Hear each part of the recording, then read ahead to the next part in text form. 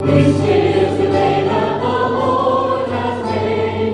Let us rejoice and be glad. For this is the day that the Lord has made. Hallelujah, hallelujah.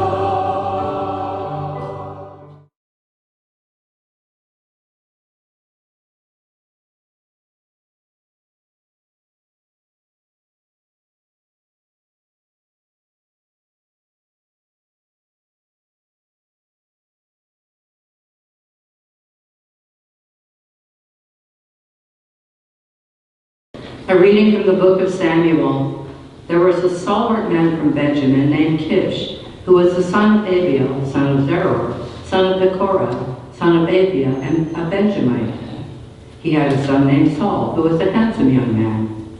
There was no other child of Israel more handsome than Saul. He stood head and shoulders above the people. Now the asses of Saul's father Kish had wandered off. Kish said to his son Saul, "Take one of the servants with you and go out and hunt for the asses." Accordingly, they went through the hill country of Ephraim and through the land of Shalisha. Not finding them there, they continued through the land of Shalem without success. They also went through the land of Benjamin, but they failed to find the animals. When Samuel caught sight of Saul, the Lord assured him, "This is the man of whom I told you. He is to govern my people." Saul met Samuel in the gateway and said, "Please tell me where the seer lives." Samuel answered Saul, "I am the seer. Go up ahead of me to the high place and eat with me today. In the morning, before dismissing you, I will tell you whatever you wish." Then, from a flask he had with him, Samuel poured out oil on Saul's head. He also kissed him, saying, "The Lord anoints you commander over his heritage. You are to govern the Lord's people Israel, and to save them from the grasp of their enemies round about. This will be a sign for you, that the Lord has anointed you commander over his heritage." The word of the Lord. Praise be to God.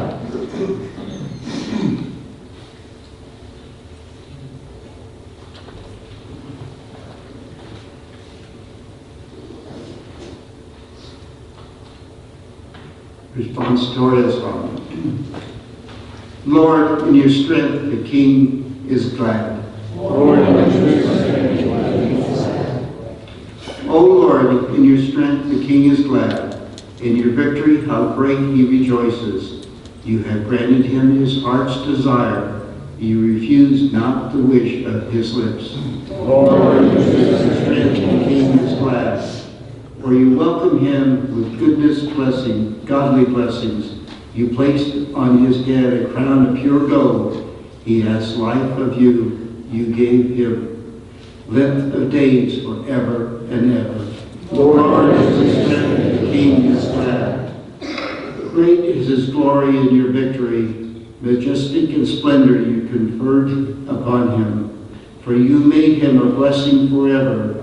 You gladden him with joy of your face. Lord, your strength is glad and glad.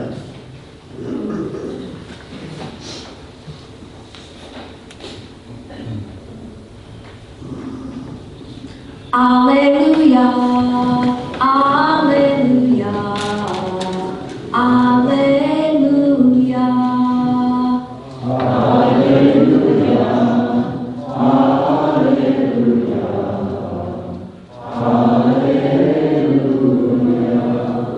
The Lord sent me to bring glad tidings to the poor and to proclaim liberty to captives. Alleluia, alleluia, alleluia.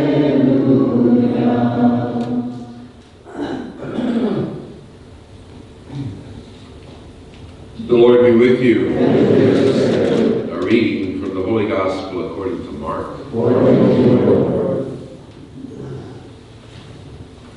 Jesus went out along the sea. All the crowd came to him, and he taught them.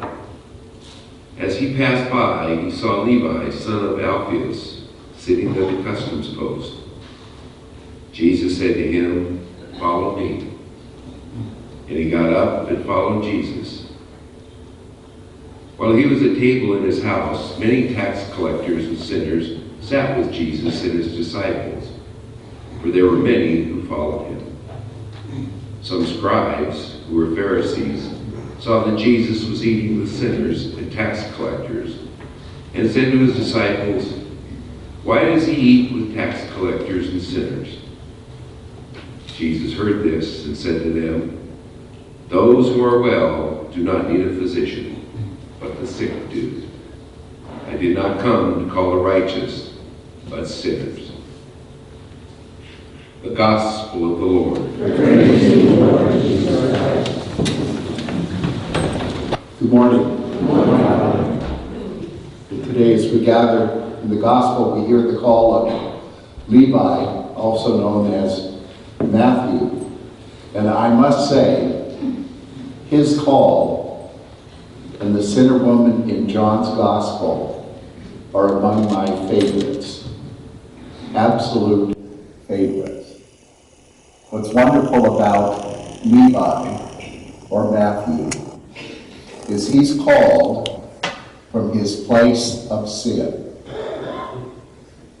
He's at his customs table, where he is busy defrauding people for his own gain. And Jesus says, "Follow me." There's no exploration of sorrow, no firm purpose of amendment. All those things I learned as a kid that I had to bring with me to confession. He just says, "Follow me." And then we're told, he got up and followed him. And then it compounds itself, because later in the day, he's dining with Levi and many other tax collectors and sinners, and his disciples. Jesus is quite happy. The ones not happy are the scribes and the Pharisees, the people of virtue. They're dismayed at his abundance of love for sinners. It's very similar to the sinner woman in John's Gospel. She's actually caught in the act of adultery. And when Jesus says to her, "Has no one condemned you?" his response is to say, "Neither will I. Neither will I." Again, no questioning of sorrow, no firm purpose of amendment, just the extension of forgiving love. You know, it sat well with Levi. It sat well with the other tax collectors and sinners. It didn't sit well with the people of virtue. And I think we have to be so careful in our Christian journey to realize that it's not our virtue that enables us to attain God's love. God's love is constantly poured out upon us as sinners. And Jesus could not be clearer today.